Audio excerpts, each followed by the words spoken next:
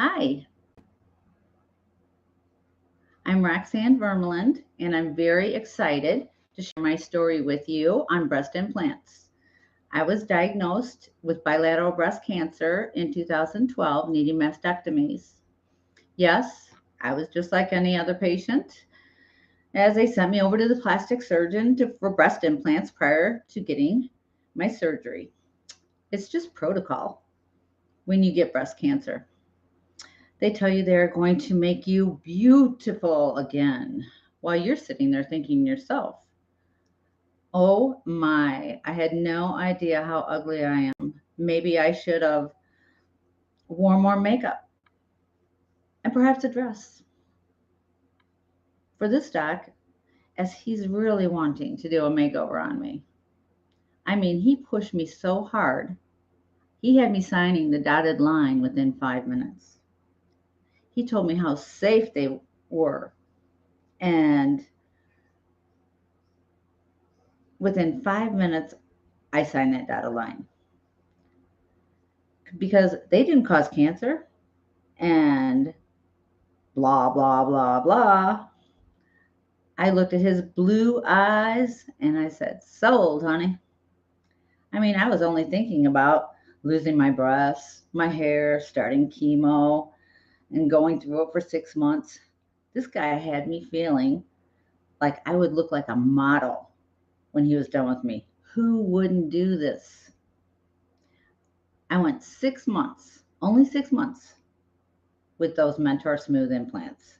And in that 6 months, I had 4 surgeries to correct how they looked before I said, take them out and close me up. He begged me to put these new state-of-the-art Allergan textured implants in that would not move and they would stay in place. He told me I was only 50 years old and I can't go without breasts. And then before I knew it, I was signing the dotted line again for more breast implants. I went 5 years with breast implants. In 2018, my left breast implant swelled up twice the size of my right. I immediately researched this symptom and called my plastic surgeon. When I met with him, I told him I had been on the internet and I think I may have this breast implant cancer called BIA-ALCL. He laughed at me and said, you don't have that. That is so rare. I had an MRI done the next day, which showed fluid and a seroma. So I said, uh-oh, we better see what's going on. So I asked him if he'd test the fluid for CD30 to find out if I had this cancer. So he did.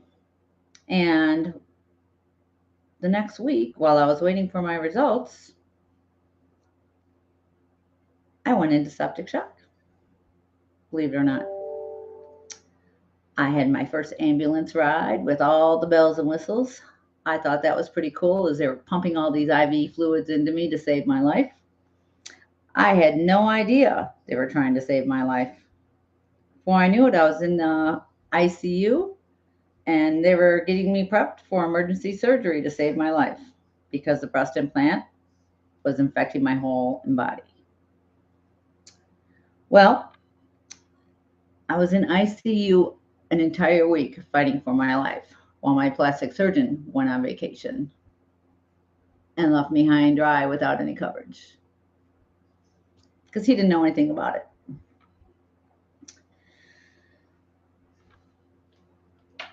While I was in ICU that week, the rounding doctor came by and let me know that my test results came back and that I had a diagnosis of BIA-ALCL. And I was the first patient in Illinois to be diagnosed with this. Well,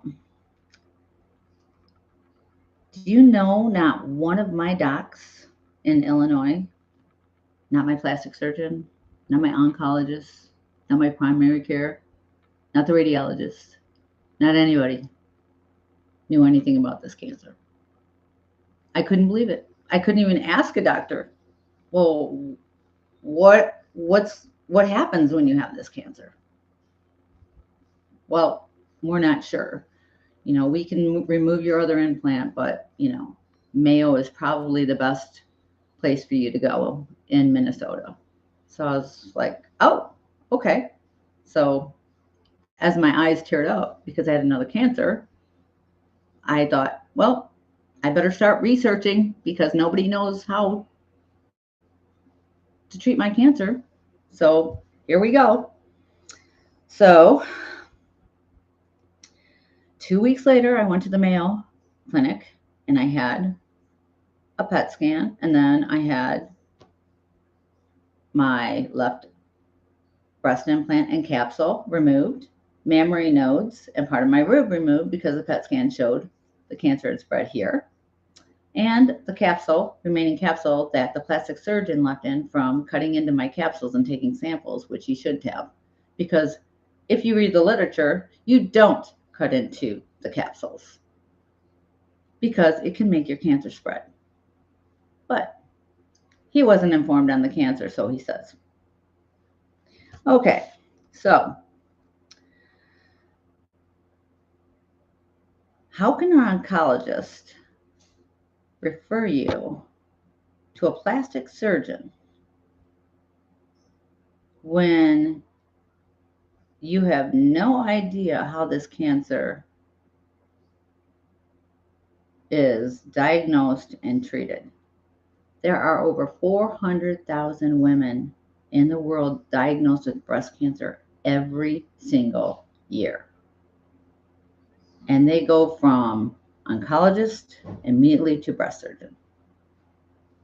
And none of them know how to treat BIA-ALCL. I don't get it. How do you keep your license to diagnose these patients and refer to a plastic surgeon who has no clue on what this cancer is?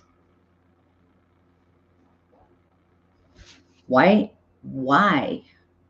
does the plastic surgeon not inform you of these risks? That you can get this cancer and many other cancers. Why do we have to learn how to treat ourselves when we get this cancer? Since I've been diagnosed, I've had 3 surgeries, 12 biopsies, and 22 PET scans since 2018. And my next PET scan is coming up. A year and a half after I was diagnosed, the cancer had spread to all my clavicle nodes, all of my mammary nodes, and my lungs. I was given 1 year to live if the chemotherapy did not work. Talk about being speechless. Quite the surprise. Well, here I am almost 3 years later because I learned how to treat myself, still sharing my story and advocating like hell to help women with the recalled Allergan breast implants find doctors that are knowledgeable of the cancer to remove their implants with the capsules that surround them all in one piece, and that's by a total capsulectomy or a total unblock. So nothing spills out and gets all inside of you, because most of them have exploded inside of you, ruptured, been in there forever, and everything's all sticky and gooey, and it's just nasty. But anyway, those capsules need to be tested for CD30, which is the pathology test to rule out my cancer. And it also needs to be tested for fungus and bacteria culture. And it also needs to be tested for squamous cell and every other lymphoma and breast cancer, because that's what breast implants cause. Plastic surgeons are on a roll now. These surgeons are making cash money and will not accept insurance by doing just explant surgeries. It's like these women are in a factory line and the surgeon says, okay, Who's up next? But they're not testing any of their capsules for anything. Guess what? If you're sick, you're cured. Move on. Next person. This is wrong. And these women have a right to know if their cancer, if they have the cancer, if they need to see an oncologist now and not in the future when it has spread through their body and it's too late. We have almost 1,500 women diagnosed with this cancer and 60 women dead because of a man-made cancer. It's unacceptable. Our last person just died 2 months ago in July and suffered a horrible death because of man-made cancers. I don't call the sprayer. These plastic surgeons knew they were putting in toxic medical devices in our body, and they chose to look the other way. It is time for them to step up, admit their guilt, and start doing the right thing for these sick women. Please tell your friends, tell your family, breast implants are not safe.